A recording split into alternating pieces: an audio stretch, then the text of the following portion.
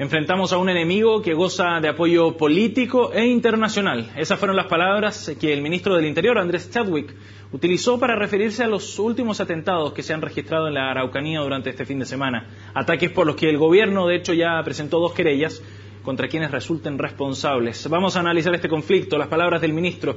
Para eso nos acompaña el diputado del PP, Pepe Out. Diputado, gracias por estar con nosotros. Bienvenido. Hola, buenas noches. Buenas noches. Diputado, para analizar este tema, antes de entrar en las palabras del ministro Chadwick, sería importante definir otra cosa primero. ¿Hay terrorismo en la Araucanía en estos momentos, cree usted?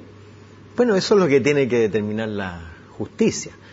Lo que no corresponde es anticipar un juicio sobre lo que hay. De alguna manera eso es anticiparse a la investigación y el análisis que debe hacer la justicia. Para eso está. Ahora, yo creo que es un error del ministro del Interior ampliar el enemigo, cuando en verdad de lo que se trata es de aislarlo, de enfocar. El enemigo, claro, es un grupo que está desarrollando actividades que son claramente delictuales y que en lugar de decretar que tienen amplio apoyo, la verdad es que habría que focalizar en ellos de manera de aislarlo del resto de la conversación sobre el tema mapuche, porque conflicto mapuche hay, pero naturalmente esto no es la expresión mayoritaria del conflicto mapuche. El conflicto mapuche se desarrolla mayoritariamente por los cauces legales, institucionales y democráticos. Pero esto está vinculado, ¿cree usted, al conflicto mapuche? Pero por supuesto, sí, ocupa el conflicto mapuche, pero yo lo que creo que la tarea de un gobierno es aislar a los violentistas del conjunto del movimiento, en lugar de decretar por anticipado que tienen apoyo comunicacional, político e internacional. Primero porque no ha habido ningún actor político relevante representado en el Congreso que haya respaldado acciones violentas en la Araucanía, en primer lugar. Y con esto el ministro del Interior confunde, porque amplía el adversario. Parece ser que todo aquel que simpatice con la causa mapuche debe ser acusado de violencia delictual. Pero el diputado, o sea, el ministro lo dice con mucha certeza, con mucha seguridad, de que hay antecedentes que... Bueno, entonces tiene que probarlo, en lugar de hablar, en lugar de anticipar, lo que tiene que hacer es presentar los antecedentes a la justicia y probar. Mira, hay tantas cosas que este gobierno, sobre todo en el plano judicial, ha dicho con mucha griterío y con mucha certidumbre, y que luego se han revelado completamente falsas o banales, como el caso Bombas, como el caso que se está estudiando ahora en Niemeyer, en fin, yo espero que en este no sea un nuevo caso de fiasco. Pero esto no es nuevo. El 2008, el entonces candidato aspirante a la presidencia, Sebastián Piñera, junto a Alberto Espina, también hicieron esta misma denuncia, que habían vínculos entre las FARC en particular y grupos mapuches. De hecho, viajaron a Colombia, se entrevistaron con el entonces ministro de Defensa, y fue un voladero de luces.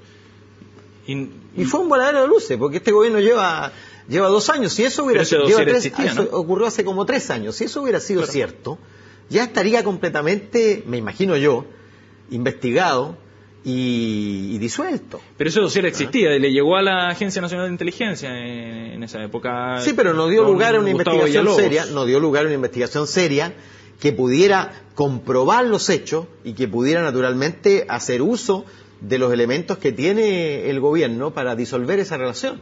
Al final, ¿qué quedó de esa acusación? Esta nueva acusación. ¿Qué va a quedar de esta acusación en 2 años más? Yo espero que no lo mismo que esta, y que el Ministerio del Interior se haga responsable de sus dichos. ¿El gobierno de Michelle Bachelet recibió esos antecedentes y los derivó a la Fiscalía, al Ministerio Público, o pudo haber hecho algo más con esos antecedentes, o sencillamente eran muy débiles, muy blandos? Yo creo que no conozco el detalle de los antecedentes, pero yo creo que lo que corresponde en una democracia donde hay poderes autónomos es que la justicia haga su trabajo. Y aquí yo veo constantemente en las apreciaciones del ministro del Interior una cierta presión hacia la justicia que no corresponde en una sociedad democrática. La justicia, el poder legislativo y el poder ejecutivo, su autonomía y su separación son consustanciales al funcionamiento de la democracia.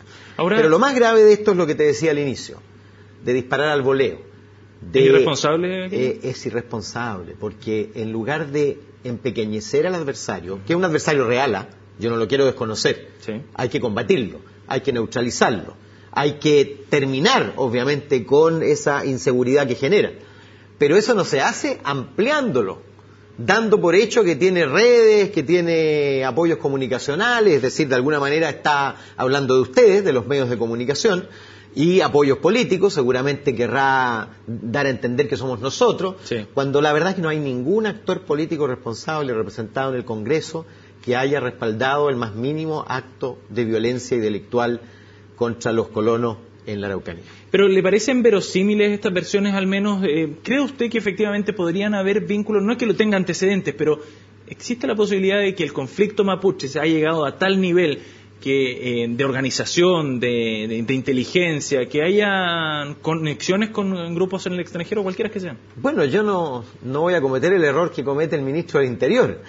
Yo no voy a descartar lo que él afirma. Como él no tiene antecedentes suficientes para afirmar, yo tampoco tengo antecedentes suficientes para descartar. Por supuesto que es una posibilidad, y una posibilidad que hay que investigar. Y yo, si fuera ministro del Interior, comunicaría la existencia de aquello cuando hay pruebas duras, flagrantes, de que así es. Porque si no genero alarma pública, porque si no confundo las cosas. Lo que tiene que hacer el gobierno, obviamente, es dar seguridad a la gente de la Araucanía. ¿Y cómo lo ha hecho en esa materia el gobierno hasta ahora? Bueno, según los agricultores, yo estuve hace poco en la Araucanía y vi lleno de lienzos en las carreteras contra el gobierno porque no ha dado las garantías necesarias. ¿Pero eso es un problema de Estado o es un problema de este gobierno? No, es un problema de Estado que hay que asumir. Yo no quiero sacar el provecho político de eso. Lo que tú me preguntas cómo lo ha hecho este gobierno, sí. Y el juicio de los habitantes de la Araucanía es que no lo ha hecho bien. Y no lo ha hecho bien no solo porque no ha logrado focalizar desde el punto de vista de la inteligencia civil y tampoco de la acción de Carabineros, sino porque no ha dado señales claras de querer resolver los problemas de fondo que están latentes en este conflicto y del cual naturalmente se aprovechan grupos violentistas. La estrategia del gobierno ha sido, según acusan en la zona los propios mapuches y algunos parlamentarios, es militarizar la zona. Bueno, de hecho ha aumentado el efectivo y los contingentes policiales. Habló también de un plan de inteligencia especial entre Carabineros, la PDI, coordinación con la justicia para abordar estos casos. ¿Usted cree que ese es el camino correcto, el de mayor fuerza, mayor presencia policial en la zona?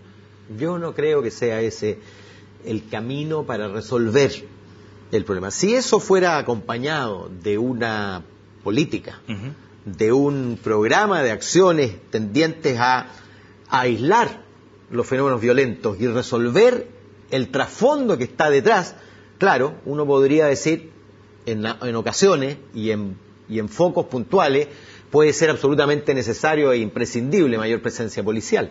Pero la idea de militarizar, en el fondo de tomarlos a todos por violentos, sí. porque eso es de algún modo la política, eso es de algún modo el discurso.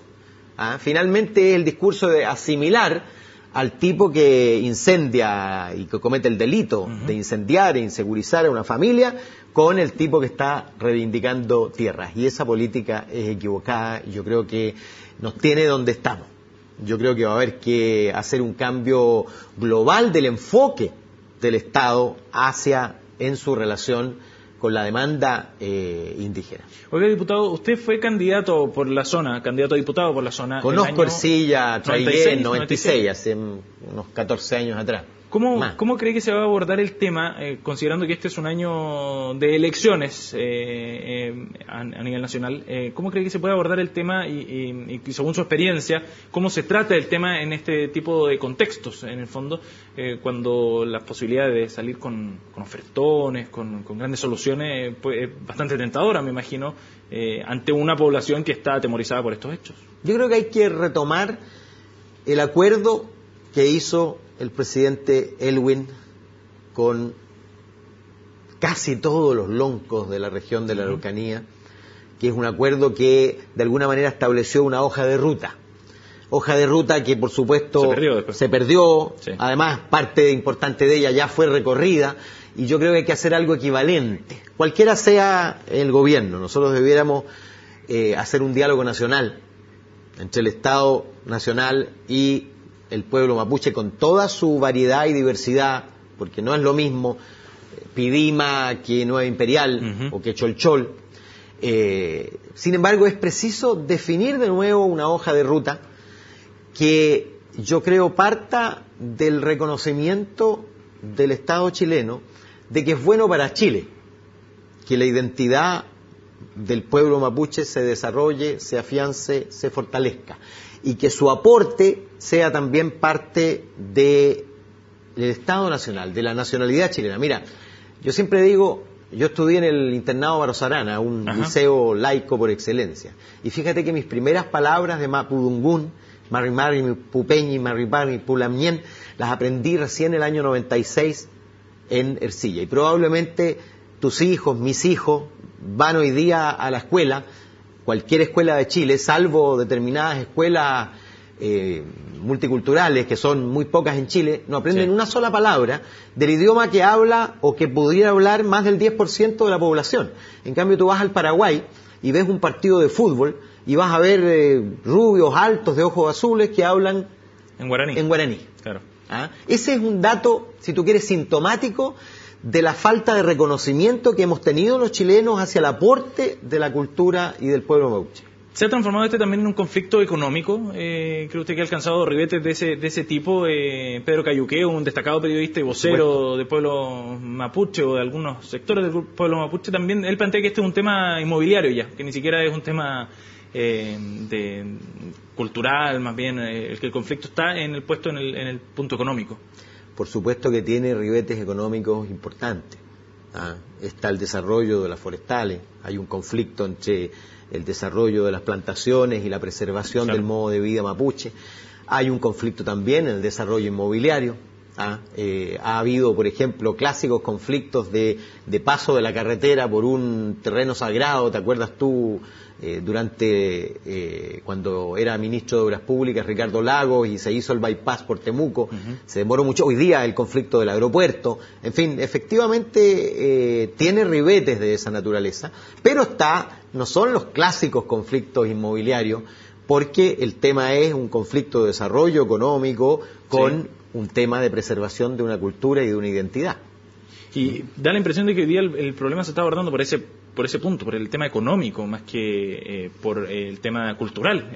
Pero es imprescindible, pero no va a haber solución verdadera si nosotros no incorporamos la dimensión cultural y la dimensión política, de representación política. Mira, países como equivalentes a los nuestros, con una población de un 10% de una etnia, ya tendrían representación propia en el Parlamento. En Nueva Zelanda los maoríes tienen representación en el Parlamento y no son más proporción de la población que la mapuche en Chile. Ahora, ¿cómo cree usted que se ha abordado desde el pueblo mapuche el conflicto? ¿Usted cree que efectivamente, como decía el presidente Sebastián Piñera hace algunas semanas, la mayoría del pueblo mapuche está por la opción del diálogo, de la paz?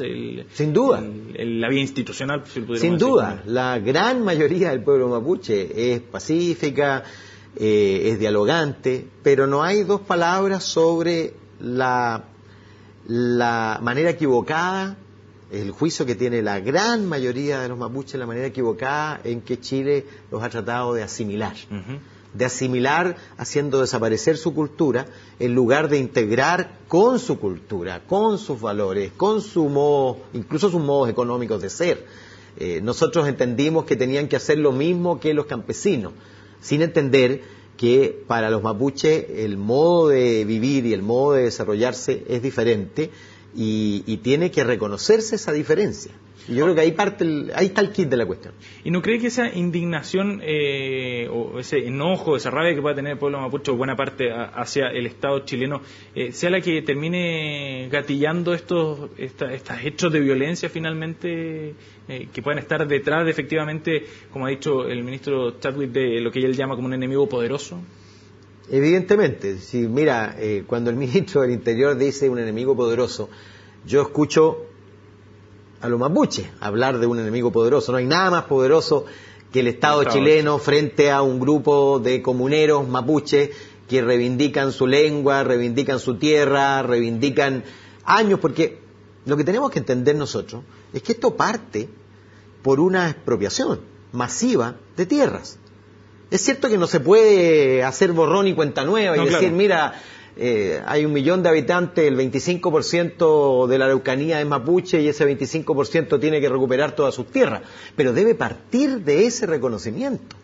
para entender la magnitud de la solución, la magnitud de los recursos que hay que involucrar en la solución, el nivel de reconocimiento que tiene que haber de las características propias de los pueblos indígenas. Es un proceso mucho más largo, hay problemas urgentes como los temas de las expresiones de violencia. Exactamente, y esas expresiones de violencia no se resuelven decretando su amplio apoyo comunicacional, político e internacional. Se resuelven aislándolos en primer lugar del conjunto de la reivindicación y por supuesto ejerciendo la investigación policial correspondiente y las sanciones acordes. Entre paréntesis, los delitos de incendio intencional tienen pena severa. ¿Amerita esto una investigación especial y la entrega de recursos especiales para Por supuesto, yo creo que sí. Yo creo que la inseguridad que se ha instalado en la Araucanía, por supuesto que exige recursos especiales, atención especial, fiscales especiales para resolver, porque en la medida, fíjate que en la medida que no se resuelven los problemas y queda hasta nebulosa, claro, producto de declaraciones como esta, se generan más problemas. Y yo diría lo mismo también al revés.